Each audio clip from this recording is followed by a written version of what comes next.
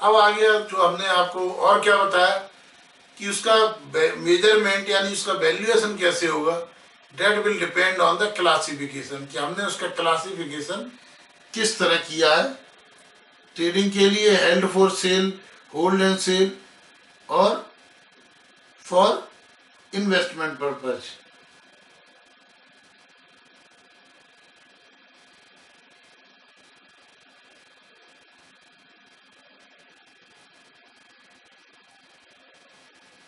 तो ये सब किस पे डिपेंड करेगा, ये बिजनेस मॉडल पे होगा कि हम लोग किस तरह से उसको मेजर करते हैं, कि हमने जो असेट होल्ड की गई है वो किस तरह, उसको हमने होल्ड फॉर सेल के लिए किया है,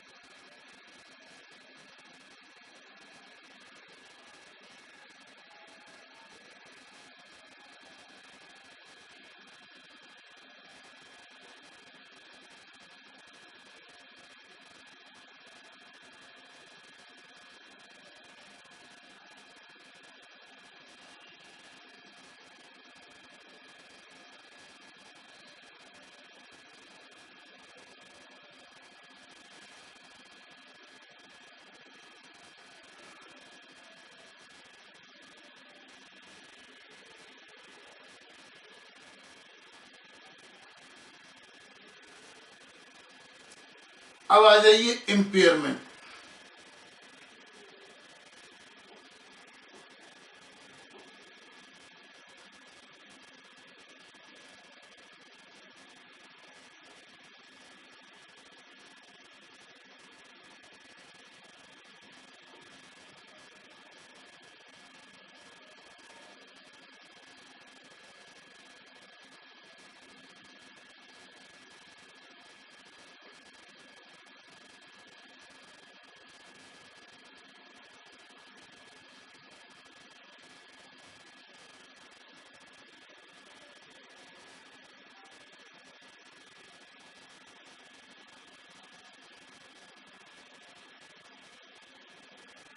हाँ जी, ये समझ गए तो हम इम्पेयरमेंट बताएं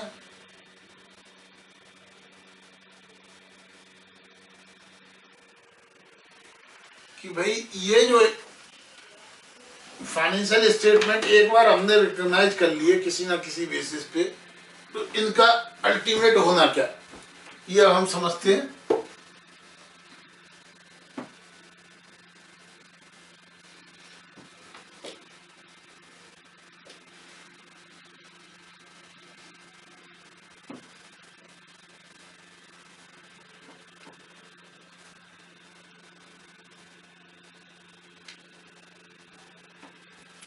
अब इम्पेयरमेंट ऑफ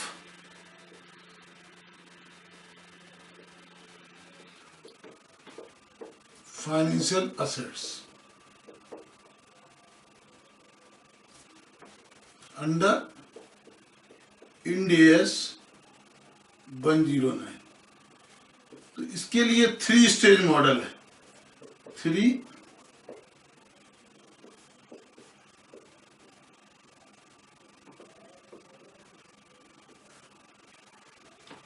इसके लिए क्या है, 3 स्टेज मॉडल है, और ये है बेस्ड ऑन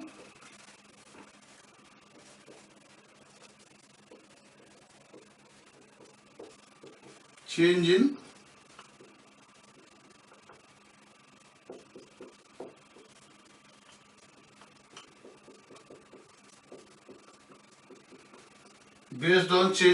क्रेडिट क्वालिटी।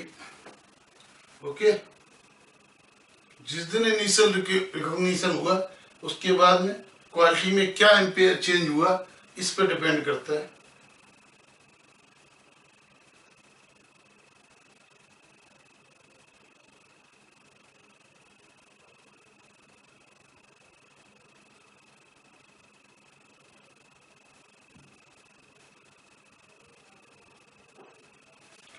तो अब इसके अंदर हम क्या करेंगे, जो भी असेट्स है low credit risk, medium credit risk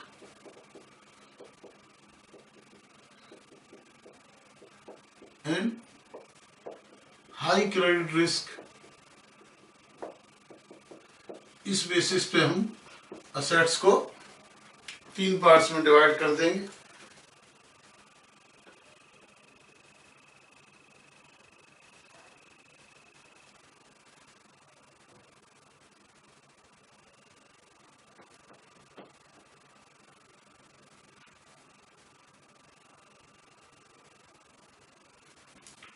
तो लो क्रेडिट रिस्क के अंदर क्या होगा कि 12 मंथ्स के अंदर जो भी एक्सपेक्टेड लॉस होगा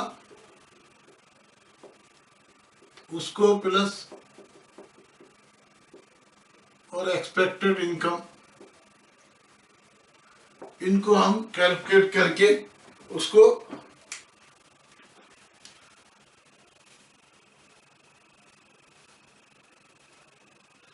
तो एक्सपेक्टेड लॉस को हम डिडक्ट कर देंगे, लेकिन जो एक्सपेक्टेड इनकम को विदाउट डिडक्शन ऑफ ECL हम एक्सपेक्टेड इनकम को काउंट कर लेंगे।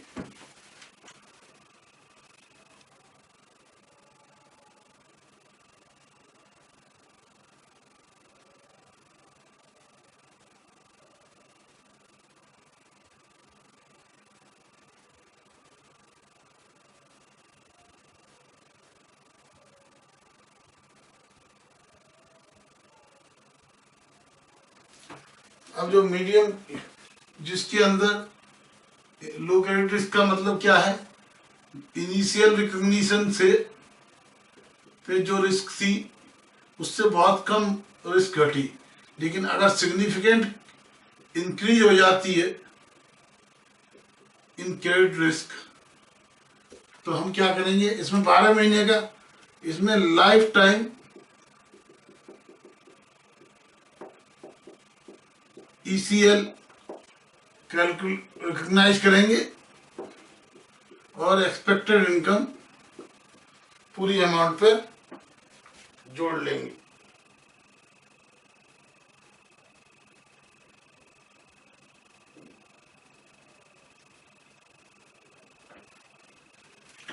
और जो हाई क्रेडिट रिस्क है जिसके अंदर सिग्निफिकेंट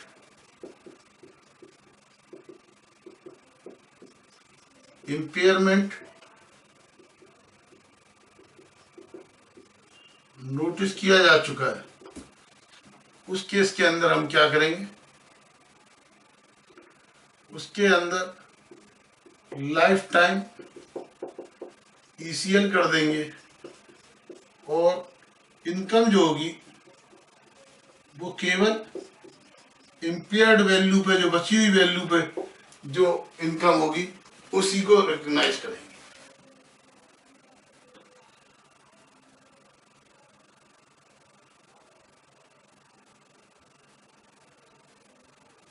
हाँ जी, बात समझ में आई। एक तो ये थे कि जिस समय हमने जिस समय परचेज किया था या इनिशियली रिकॉग्नाइज किया था उस समय जो क्रेडिट रिस्क थी उससे कोई बहुत ज़्यादा सिग्निफिकेंट क्रेडिट रिस्क नहीं हुई, तो उस केस के अंदर हम लोग क्या करेंगे कि 12 महीने का जो एक्सपेक्टेड क्रेडिट लॉस है उसको हम रिकॉग्नाइज कर लेंगे और ब्याज वगैरह जो इनकम होगी वो पूरी अमाउंट पर लगाएंगे। अगर ये सिग्निफिकेंट लॉस लगता है कि वैल्यू गिर गई है तो हम क्या करेंगे, पूरी लाइफ टाइम इम्पेयरमेंट को एस्टिमेट करेंगे लेकिन इनकम पूरी अमाउंट पे लेते रहेंगे। लेकिन थर्ड केस में यदि बहुत ज़्यादा इम्पेयरमेंट लग रहा है, there is a high impairment, in that case life time loss हम एस्टिमेट करेंगे और लॉस घटा के जो वैल्यू आएगी उसी पे इनकम कैलकुलेट करेंगे। इस तरह का 3 स्टेज मॉडल सजेस्ट करता है इंड AS 109। ओके, अब हम समझते हैं इंड AS 109 के अंदर hedge accounting. Okay.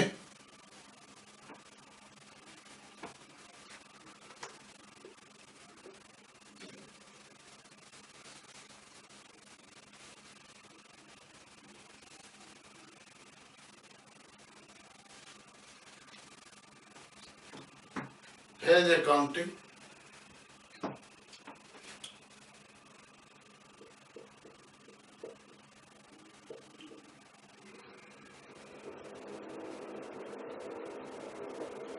Plus Ind AS 109।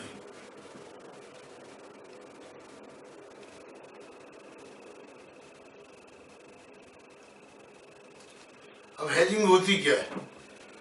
मान लो मेरी एयरलाइंस है और मेरे को पता है कि हर महीने इतना पेट्रोल खर्च होना है, मुझे लगता है कि पेट्रोल के रेट बढ़ गए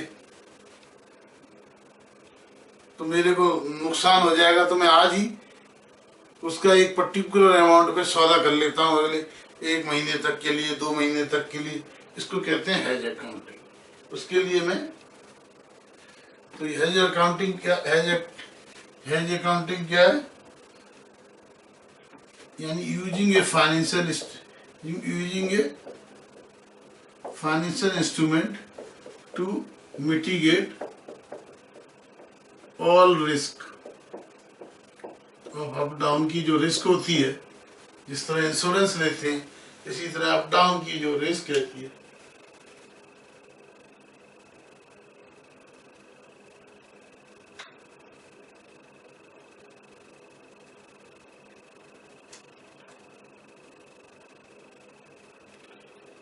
तो इसको कहते हैं हेज। अब ये Ind AS 109 के हिसाब से 3 तरह के हेज है। फेयर वैल्यू हेज, हाँ जी, एक तो फेयर वैल्यू हेज है, एक कैश फ्लो हेज है और net investment hedge. Cash flow hedge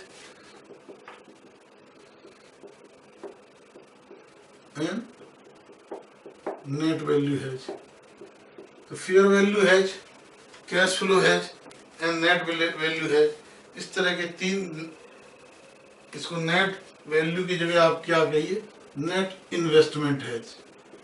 तो 3 तरह के हेज AS 109 रिकॉग्नाइज करता है।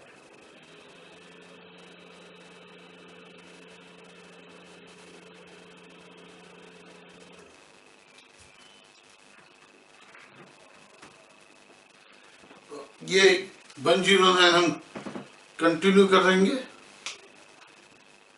लेकिन मोटा मोटी जो 109 के अंदर आपको समझना है कि basically 109 is regarding recognition and measurement of financial assets and liability and including hedge accounting. Thank you.